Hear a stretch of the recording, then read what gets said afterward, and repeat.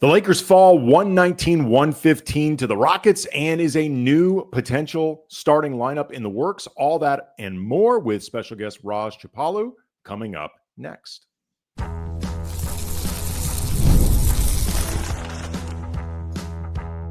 You are Locked On Lakers, your daily Los Angeles Lakers podcast, part of the Locked On Podcast Network, your team every day. And thanks to everyone for making Locked On Lakers your first listen every day, your team every day, always free, never behind a paywall. And Locked On Lakers on YouTube is where about 27,000 subscribers are hanging out. It's a really awesome community of smart, funny, generally pretty respectful Lakers fans coming together, talking about the team, talking about the game that we just watched. And this is one that I imagine there is going to be some frustrations expressed about and also some questions moving forward in terms of the game coming up Tuesday in Dallas, the second of these Texas games. So we're going to get into all that. This episode is brought to you by FanDuel. From big upsets to game-winning drives, the NFL playoffs are better with FanDuel. New customers can bet $5 and you get 200 in bonus bets, guaranteed win or lose. Visit FanDuel.com to get started. Make this playoff season unforgettable with FanDuel, an official sportsbook partner of the NFL. Also want to make sure everyone knows your favorite podcast, this one, Locked On Lakers, got a newsletter. It's a one-stop shop for the ultimate team and league coverage delivered right to your inbox. Sign up for free at LockedOnDaily.com. My brother and co-host Brian is unavailable today. He took a quick vacay with the family. He'll be back for Monday night into Tuesday, but in his place, I've got Raj Chapalu. He covers the South Bay Lakers for Clutch Points. He's also the co-host of the Lakers Detailed podcast. You can follow him on Twitter at Raj, Chipalu, and he is a fixture in all sorts of Lakers coverage. If you really want to get smarter about the team, follow in particular his coverage on Twitter because there's a lot of good video breakdowns and stuff like that. Raj, how are you, man? I am good. I'm sad that I'm coming on after a loss, but now I know who to blame for the loss. Brian is the one to blame who went on vacation, I guess, right before this one. But no, I'm excited to be here, man, and talk about some Lakers hoops. Yeah, this was one of those, I know it's a cliche to talk about it this way, but one of those tales of two halves type games because the first half, the Lakers showed up looking like a team that either was the victim of undefeated Houston nightlife or maybe had gotten a little bit too caught up in some of the winning of late, some of the defense of late, and the general vibe shifts for this team because they were absolutely dreadful defensively in the first half. The rotations weren't particularly good. They were allowing Jalen Green, who I know he's talented, but he can be very inconsistent. He's not necessarily a great shooter. Just light him up from everywhere. He had 33 points, 18 were in the first quarter, and they finished the half down 18. And in some ways, it felt like they were lucky to just be down 18.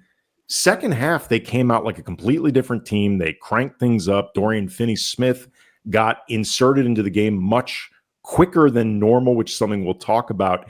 And there were some critical mistakes down the stretch that ultimately prevented the Lakers from winning this game.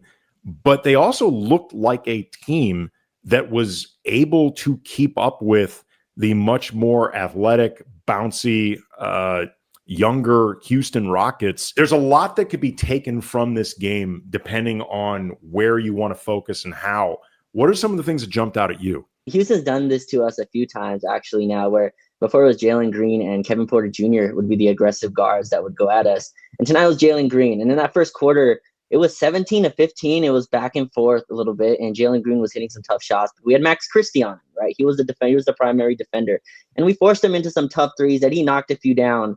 The sub that came back in, Andy, was DFS checked in the game, and Shake Milton.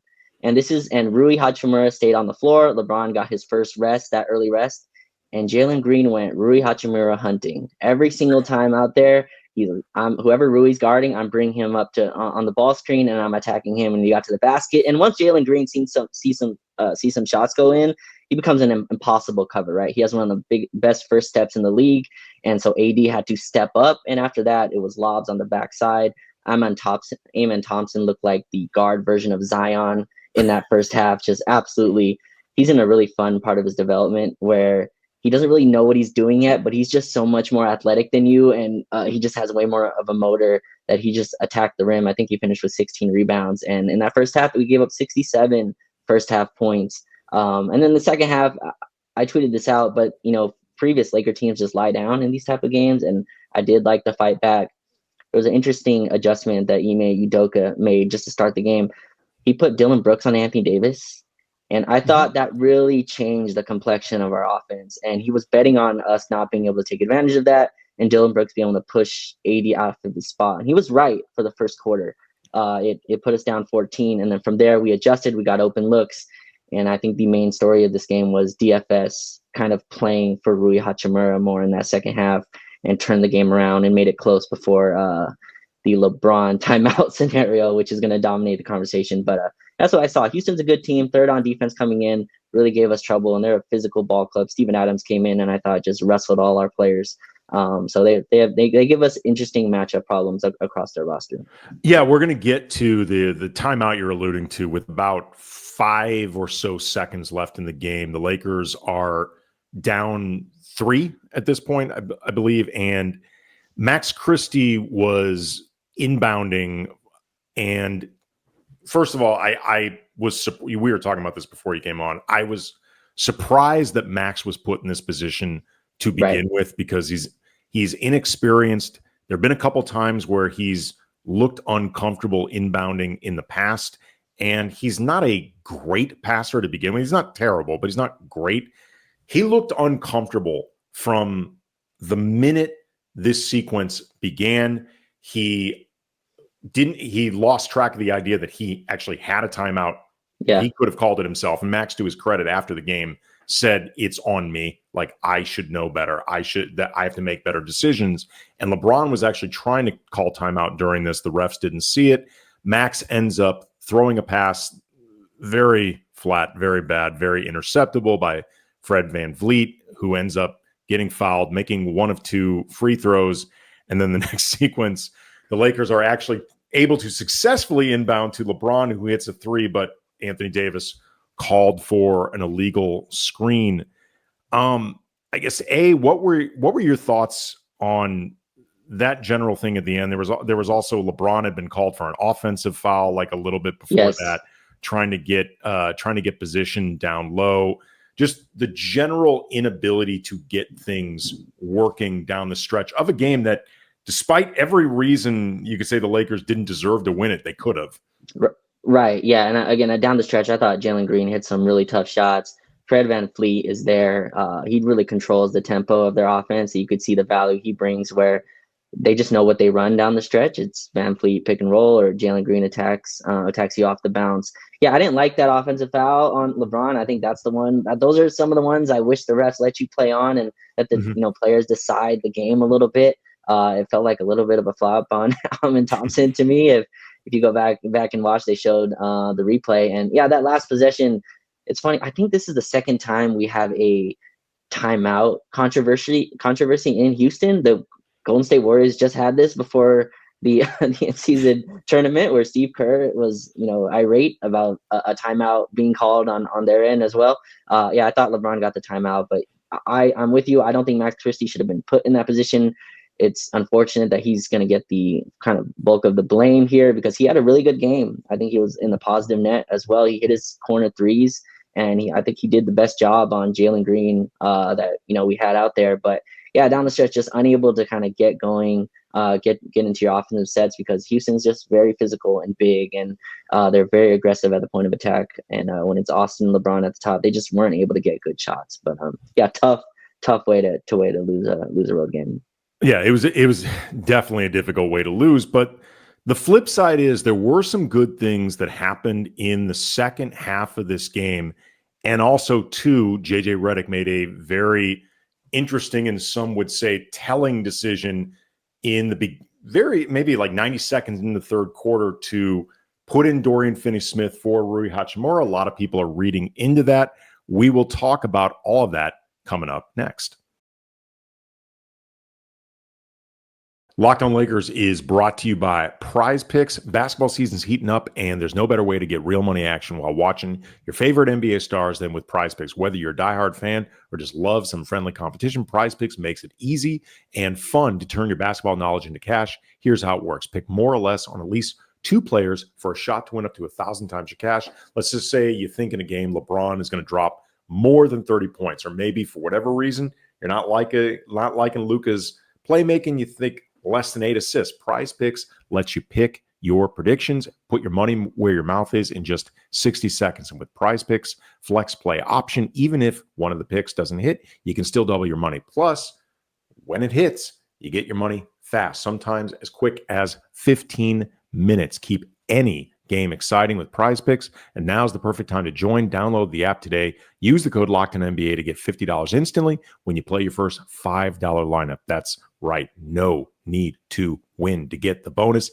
It's guaranteed. Prize Picks. Run your game.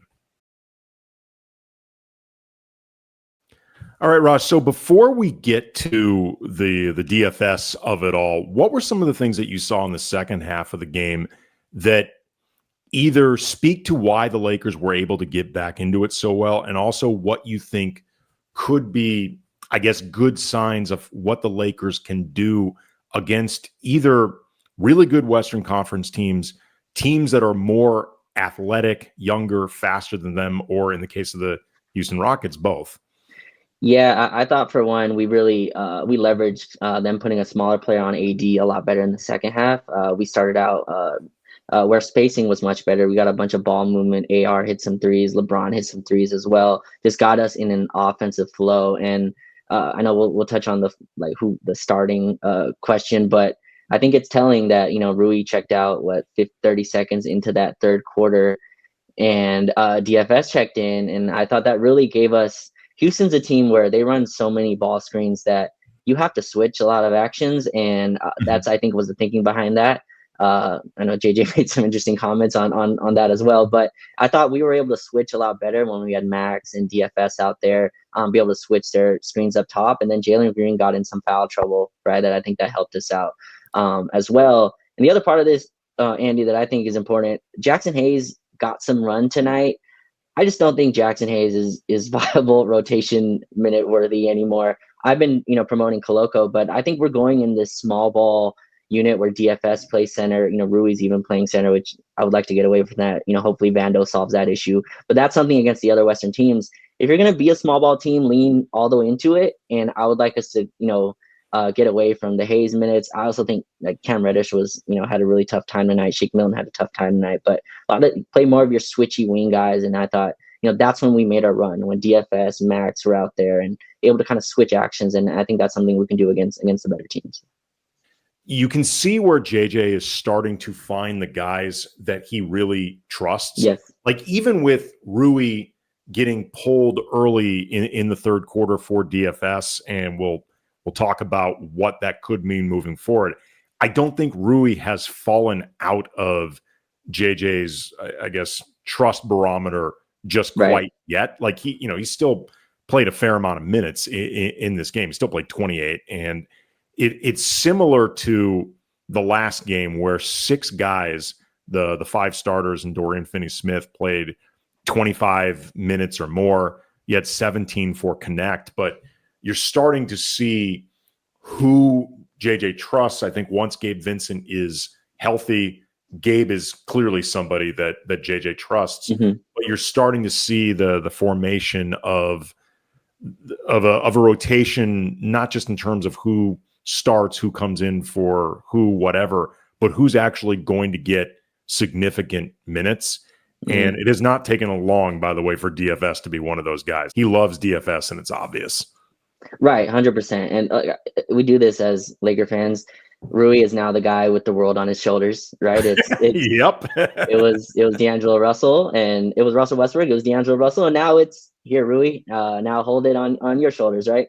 And I understand that thinking, and what's the next move? But I would like to see what this team is, right, Andy, and see how the pieces fit. And Rui's he's still shooting very well. He had a great shooting night tonight. He's shooting 43% from three on the season. Look, he can't finish a game without a defensive rebound. Like that's just, No. if you're, asking for more minutes at 28 minutes, you have to grab more boards. I can add some context to that, which I think he was playing in the Steven Adams minutes where Steven Adams just took up every offensive rebound imaginable. But yeah, I would 7 and 7 for perspective, not to interrupt you, Yes. but he had 7 offensive rebounds in 17 minutes. And he's one of those guys that he's immovable. I mean, he probably is the strongest guy in the league. Right. And I think he was a plus 17 or something in those minutes, so they just absolutely dominate that time on the floor. But yeah, Rui's an interesting guy where I think what DFS does is what you hope Rui is, right? You like what DFS already is a professional at, which is that 3-and-D. You watch him, Andy, attack closeouts. He does it in a matter where this is just what I do. If you call up on me, I'm driving to the rim. If not, I have a 3-point shot that's a quick trigger. Rui's not that way. Rui, you have to kind of lean into his three. When he's feeling it, he does take it at a quick pace. But if not, he wants to dribble in, get to the mid range. He wants to back you down, put you in the post, kind of have an offense a little more run through him. And so there's an interesting separation in terms of the fit versus the talent, which I think Rui is more talented than DFS. But I'm glad you're going here, Raj, because I think whether this ends up being Dorian Finney-Smith, like this is like the precursor to DFS taking Rui's spot in the starting lineup, which I know just from checking out the comments on Locked On Lakers YouTube channel or people hitting me up on Twitter at Cam Brothers when I'm on ESPN LA. By the way, Lakers Talk will be on Monday from 6 to 8 p.m. Pacific time. We're going to be talking with Eric Pincus from Bleacher Report, always up on potential trades the Lakers could be making. And also I'm going to be talking with Adam Armbrecht from Locked On Nets to get more of a scouting report on DFS and Shake Milton. So definitely people want to check that out on ESPN LA 710. That'll be tonight, Monday night, 6 to 8 p.m. Pacific time. But I hear from a lot of people already wanting to see DFS take Rui's spot. What I think is interesting about this, though, is it's not just about, I think, where DFS fits in with this group. I also think it's about where Rui fits in among the reserves. He's a better scorer than DFS. He's a better scorer than Dalton Connect. He's a better scorer than anybody they have off the bench. Bench scoring has been an issue. They may just need to move Rui to the bench, regardless of what's going on with DFS, just to get the best version of the bench. And it's got nothing necessarily to do with DFS's emergence. 100%. And I think JJ does have to do this with some, like, it's hard to do when you're 7-2 in your last 9, right? And when you're winning, not that losing has to direct you every time, but I think that he has to handle this with some care. We saw last year when Rui was benched, he didn't take it too well, right? And Taurean Prince was the starter over him. And, I think we can, most people agree that was a mistake. But yeah, with Rui's ability to score, and my whole thing with this, Andy, is Rui's been playing out of position, and I'd love to see him play more for minutes. And now that does come with some rebounding responsibility, but I like minutes where he plays next to DFS. We played the Cavs, which in my opinion are just playing the best basketball in the league. You're so good, man. They're ridiculously good. And to me, they're the most serious team in the league. And our two runs that, during that game were when we played, small ball, where it was DFS and, Rui next to, AD, where Rui's allowed to play power forward. He's allowed to, space out and, have guys that guard him that are a little bit bigger, and he can leverage his scoring ability against them. So you're right. They can play equal minutes. I do think JJ still has to sell that to Rui in a manner that doesn't feel like he's being demoted, which he's going to feel it is in any sense, but you just don't want to lose Rui either through this process. Well, I think to some degree, if this is going to happen, I think JJ should pull the trigger quickly. He seems like somebody who is concerned that his starting job might be in jeopardy. So especially if it is right or wrong, let's just cut to the chase, because I actually think, especially if Rui sees that his minutes are going to stay basically the same, and I imagine they will, like they're going to need 25 to 30 minutes of Rui on this, like they just need him. I could see Rui coming around to this and doing well with it. Especially too, because again, this may be just as much about balancing things out as opposed to what Rui is doing wrong.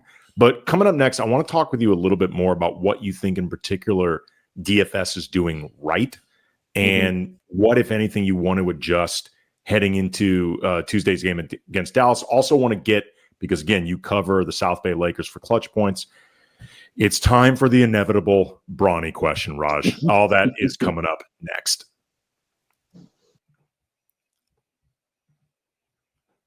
Locked on Lakers is brought to you by FanDuel. From big upsets to game-winning drives, the NFL playoffs are better with FanDuel. Right now, new customers bet just $5. $5, you get $200 in bonus bets. Guaranteed. That's $200 in bonus bets, win or lose. The FanDuel app gives you everything you need for live bets, same-game parlays, and so much more. Just visit the website, check out different options. You're going to find everything you want there. Again, FanDuel.com. Join today, visit, get started with $200 in bonus bets. FanDuel.com. Make this playoff season unforgettable with FanDuel, an official sportsbook partner of the NFL. Again, a reminder that Locked On Lakers and all of the podcasts in the Locked On Podcast Network have a newsletter, one-stop shop for ultimate team and league coverage delivered right to your inbox. Sign up for free now at lockedondaily.com. Plus, the more people subscribe, the more helpful it is to me and Brian. And I know y'all want to help us out, so thank you in advance. What in particular do you think about DFS would work with this starting lineup? Like, remove Rui from it. Like, what do you think is just the case for putting DFS in the starting lineup either way? So I'll frame it in a way. The reason Max Christie, Andy, is starting is because what that lineup needs, and even with Dalton's the ceiling he hits on an offensive end, they need guys really who just space, who rebound, and who defend, right? And DFS does all those things. And I said before the season there was no good Laker team without Max Christie being good, because you list the 3-and-D wings that were on the roster at the time. It's Max, a huge space, Cam Reddish, and then you get to Gabe Vincent, which again, these are it's dangerous territory at that Vincent's point. Too small to be a really effective 3-and-D wing, and Cam Reddish is not a good enough shooter to fill in the 3 part of it. Like, the list was Max Christie and Christie, Max. That was your list. Exactly. So now you get to add a name to that list, right? You add Dorian Finney-Smith. And I think that's why we do this with a lot of the players, and we've tried to do this with scorers a lot. This is just how the Lakers roster has been made up. We did this with Lonnie Walker, right? Lonnie's a on-ball guard scorer, and we said, hey, Lonnie, we kind of need you to be a defensive 3-and-D guard because we have the ball handling around, and he's obviously wasn't capable of that. And we're trying to push Rui into that same bucket as well. And I think Rui's done a better job of that, especially than those guys. But I think that's what DFS brings. He's a really good connector, right? That he's a connective player, and he brings good connective tissue in terms of when the ball goes to him. He understands his read. It's not a hold look. It's, okay, the defense is doing this. I know where the ball's supposed to kick to. I mentioned I was at the game in Cleveland where it was his first game. Andy, it looked like he's been with the team and practiced with them. He was never in another person's spot, or unsure where to be. He was running baseline correctly, and all his tags on defense were right. He was closing out to the correct guys, and they didn't win against Cleveland, but his minutes seemed in a positive note. And that's what he's doing. He just fills a really essential need for this team, and it's unfortunate that Rui's going to get the blame of that in terms of how this works, but DFS, it's too clean of a fit. I always thought he would eventually be the starter. I didn't think it would happen this quickly, as you're kind of alluding to. But yeah, it's just DFS has been a hand in glove fit so far. Well, one of the things I've also been thinking about with DFS, once the playoffs do eventually come around, and assuming the Lakers are a part of them, like, DFS is in a lot of ways a Vando type player for this team. Hopefully, Jared Vanderbilt will actually be available for what it's worth. Quote from Dan Wojcicki from the LA Times: JJ Redick says Jared Vanderbilt knee issue has dissipated, has gone down, and is ramping up for return to play. Said the progress is real. DFS reminds me of the Jared Vanderbilt that you can't ignore offensively, because he has an established track record as a shooter. Now, there may be times where teams say we will take our chances to some degree with Dorian Finney-Smith hitting threes. But the thing is, if he hits enough of them, you're going to make adjustments. You're not going to just let a guy that is an established 3-point shooter just keep taking open threes, as opposed to Vando. He was just, not only was he getting ignored, I don't care how many threes he hits. Like, you will say, if Jared Vanderbilt hits 9 threes in a game, we will live with that. Like, we are not 100%. going to adjust anything we do. DFS becomes that Vando player that you're going to have to account for on some level, even if he's still a bit of a pick your poison guy. 100%. Right. And he's also a guy, I put a lot of stock in this. He's been a guy that's hit in the playoffs in high leverage games. He can hit threes, right? And when the shots are a little bit more contested, that's my biggest question with Max. And I think you see this with Rui as well. When the games get tighter and the defense becomes tougher, the shots are a little harder, right? And when your release isn't quick, like Max and Rui's are, it's tougher to get 3-point shots off. I don't worry about that with Dorian, and he's going to get enough good looks just on the playmakers he plays with and his ability to relocate, right? It's one thing to get open looks, it's also another to understand where they come from. And yeah, I think his spacing is going to, help the team a ton. And my favorite part of him is, this has happened a few times, and tonight, Houston cooked us, but the last few games, Max and DFS being able to kind of compound the effects of each other, where they can switch up top. You don't have to always, when the switch comes, it goes, oh man, it's Gabe Vincent on a guy who's 6'8". It allows for a little bit more balance on the defensive end, and the combination of him and AD as well, just working together. We don't really think of combinations on the defensive end. That's more of an offensive thing. But look at the pairing of DFS and AD. Those two have also kind of are starting to build some chemistry on that end too. So yeah, he's just a high level role player, and the Lakers have been missing that for a while. You mentioned also earlier in the show about how JJ opted to play Jackson Hayes very little in the second half of this game, going smaller, despite Steven Adams being out there, despite rebounding having been an issue, though it was much less of an issue in the second half of this game, just like most things were less of an issue in the second half. The Lakers played much better in the second half. They gave themselves an opportunity to win, even if they didn't. To me, the real lesson was, don't come out like you did in the first half and put yourself in a position where you have to dig out of double digits just to possibly win. But JJ has shown this proclivity and I guess predisposition for going smaller. Yes. It's rubbed a lot of fans I see the wrong way. I've seen some people who cover the team question it. It doesn't bother me as much because I think the team still manages to go, generally speaking, big enough. And I also don't think the bigs on this team, other than Christian Wood, if he ever plays again, and Vando if he is available, I don't think most of their bigs are that great of rebounders anyway. But how do you feel about this with JJ? Because there's a lot of implications from it, including who they would or would not pursue on the trade market. Right. Yeah. And I just don't think they're going to pursue another center. Neither do I.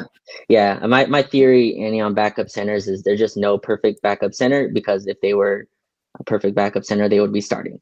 And so the guy I've kind of proposed, and you mentioned I cover South Bay, and Coloco's played a good amount there.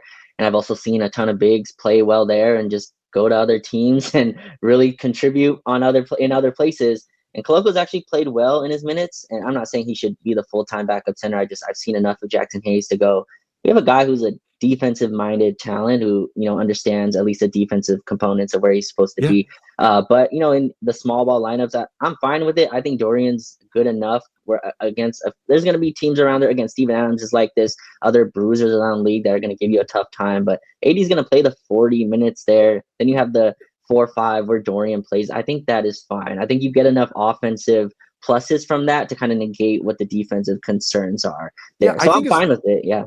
Yeah, I think as long as you have other guys out there, like if you've got, say, LeBron, Rui, DFS, Max, and Austin, I'm just throwing out that 5. Sure. You are small in the sense that you don't have a traditional center, but your overall lineup is not that small. Like it's not that small of a group. Like, whoever your 3 is between DFS, Rui, and LeBron, it's a big ass 3. And even your 4 is going to be on the big side. Max is big for a 2 guard. Austin's big for a point guard. Like you're not small across the board. I think that's where you really can get in trouble playing quote unquote smaller. Like I used to say that one of the best things about the 2020 team was they could play medium ball, where you would like Markieff Morris or like Kyle Kuzma, like some of these, bigger 3/4 type players where you just keep yourself positionally pretty big outside of just center. Yeah, I'm glad you brought up the 2020 team, because the point I was going to make is I would like JJ, at least he seems like he wants no part of this, but I would love to see a 2-big look once in a while. He's made it pretty clear he doesn't want it. Yeah, right. It's just or with these bigs, if nothing else, maybe a second other big. Sure. It's just, I think when you have, when you're getting destroyed on the boards, it's just a look to have. So when you're in the playoffs, that's not the first time you throw that pitch. It's just something you see and you get to experiment with and have lineup continuity with before the season. But to your point, it's clear he doesn't trust those bigs. Koloko had a nice game a few games ago and has collected DMPs. Jackson Hayes is the backup center. And tonight he played, 7 minutes, which shows you kind of the trust JJ has in those two. You cover the South Bay Lakers for Clutch Points. That means you are on LeBron James Jr. on a regular basis. Yes. Give us the minute or so snapshot of Bronny's progress so far. Yeah, so it's funny. His first game, he really struggled. At least in his first 2 home games, he really struggled on the offensive end. And again, you got to remember, how old he is. Still a very young kid. 20 years old. Kind of figuring out what he is in the league. Missed a whole year pretty much at USC with the cardiac issues, so still getting up to conditioning and getting up to his play style. But then Andy, he goes on the road and he goes and drops 30 on his first road game, and you could tell watching those games, there's a little bit more freedom with the ball. Jalen Hood-Schifino was supposed to be their ball handler, but he's been out. He's played 1 game in South Bay. And then the other guard is Quincy Oliveri, who's played well, but he's been with the parent team. So it's really been Bronny's been able to kind of have the ball and just get reps, in the G League. And you can see his confidence growing, game by game. The shot still isn't real. The jump shot still isn't going in on a consistent basis. But there's stuff that shines out. It's the intangibles really come when you're LeBron James' son. I think there's just intangibles that come with it where, he has really good instincts on steals. He gets some nice chase down blocks. He still has, some issues, handling the ball. He gets some turnovers. He's not I don't think he'll ever be this pick and roll guard where you give him the ball and say, hey, run my offense. But I think like what he's progressing to is, hey, we need, a defensive energy guy that can just, run, off ball plays and get handoffs and just be athletic for a couple minutes. And that's where he's at. But yeah, it's just nice. The Lakers got the, huge accomplishment. Again, I don't like to say out of the way, but they got it done early in the season. So now Bronny can go and develop and go and just, be free to stay with the G League and get his reps there, get his games there. I'm glad they rescinded that not playing road games, rule that he had for made no sense at all for a few weeks. And he's, getting better and better. He's still not an NBA player, but it's nice to see at least some flashes shine through for him. What do you see as the last question I have about him, because I think this is really important in terms of the role that he could potentially carve out in the NBA if he can at all. What do you see as his offensive position? Because being a defensive specialist at that size, you have to be like all work. Good way of putting it. You have to be special to do that at his size. 100%. And so he's definitely a 1. I mean, his size just puts him at the 1, right? He's a 6'1", 6'2" guard. It's just, there's no way you can. And that might be generous. Right. Yes. That's what it's listed at. So that's what I go by. But yeah, definitely an undersized guard. And he's not no one's LeBron as an athlete, but he's not his dad as an athlete. And he's not an elite, 1% athlete either. So there's some struggles there. I think for him, he's just trying to carve out, and see what he is. I think he's in the portion of his career, like even in high school, he played on very high level teams, right? So he wasn't even the main scorer there. So I think now he's trying to learn what he is, what his game is. And right now it's an off-ball guard. He's taking threes. He's getting more comfortable pulling up from downtown, but he has a nice driving game. Like, he has some nice contact finishes at the basket. His 30 points have really come from getting to the rim. Again, the G League is very favorable to guards, as I put it, because it's a league that really promotes transition, and that's kind of where he's getting his baskets. But yeah, he's a one for sure. And again, being a defensive specialist there is tough. That is a role that's been carved out by other players, but that's where he's at right now, just an intangible guard. And he's on a 4-year deal, Andy. And so the Lakers have time to kind of figure out what he is. And right now that's the process that he's in as well. He is Raj Chapalu. He covers the South Bay Lakers for Clutch Points. He's the co-host of Lakers Detailed Podcast. He appears on the Lakers Lounge with Anthony Irwin. You can follow him on Twitter at RAJCHIPALU. Raj, thanks so much for the time, man. Appreciate it. Of course, anytime. And a reminder to make sure you're catching the postcast with Dave Palais. Brian will be back on Monday into Tuesday. We'll look ahead to a now very important game against Dallas with no Luka. Make sure the Lakers can split this trip 1-1, and we will see everybody then.